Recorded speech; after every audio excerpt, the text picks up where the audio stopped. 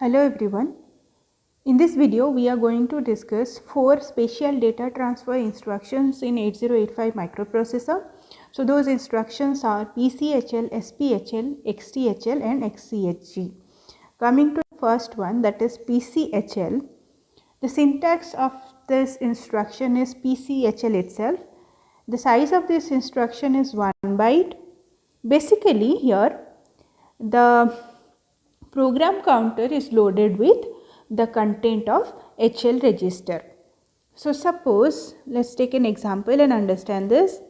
So before the execution of this PCHL instruction, let's say the content of HL register are 10H and FFH respectively. So after the PCHL instruction is executed, the content of H is placed into the higher order byte of the program counter and the content of L is placed in the lower order byte of the program counter. But we should keep in our mind that after the execution of the instruction, the content of program counter is changed while the content of HL register remains the same.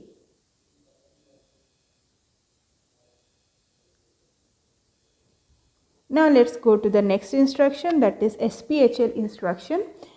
This instruction also works in the similar fashion to that of PCHL instruction, but here the content of HL pair is loaded to the stack pointer. The syntax of this instruction is SPHL.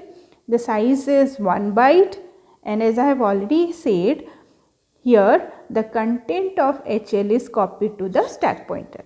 So we know that stack pointer is a 16-bit register. Here the content of H is copied to the higher order byte of the stack pointer and the content of L is copied to the lower order byte of the stack pointer. And again here also the content of HL pair are not altered, or we can say it remain the same.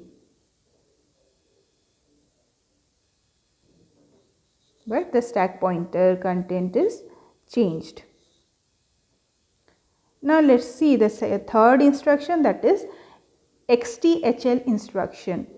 The syntax is same, that is XTHL. The size of this instruction is 1 byte. This one is a very important yet complicated instruction. So let's understand this with a little bit more attention. So suppose before the XTHL instruction, the content of HL is BB and AA respectively, and the stack pointer content is 4050H. So in this instruction, the content of register L is exchanged with the data stored in the location specified by the stack pointer. So basically see here, the stack pointer contains the data 4050H. So at 4050H, let's say the data store is CCH. So as per the definition, this CCH is going to be exchanged with the content of L. Similarly, the content of register H is exchanged with the next stack location, that is, suppose if this is SP, then at the next location, that is SP plus 1. So here SP plus 1 is 4051H, the content is DDH. So this DDH is going to be exchanged with the content of H. So this is exchanged and H and this one is exchanged. So let's see how the how the register contents and the memory contents look like after the XTHL instruction. So see here, H now contains DD and L contains CC, whereas the at location 4050H the content is AA, which was previously at L, isn't it? Similarly, in the next location, that is 4051, the content is BBH, but here we should keep one thing in mind, that the content of the stack pointer is not altered. So that is what has been expressed in this 3 points. Now coming to the next instruction, that is XCHG instruction. The syntax is XCHG itself. The size of this instruction is 1 byte. In this instruction, the content of H and L register are exchanged with D and E register respectively. That means the content of H is exchanged with D and the content of L is exchanged with E. So suppose before the XCH instruction, H contains AA and L contains BB and D contains 11H and E contains 22H.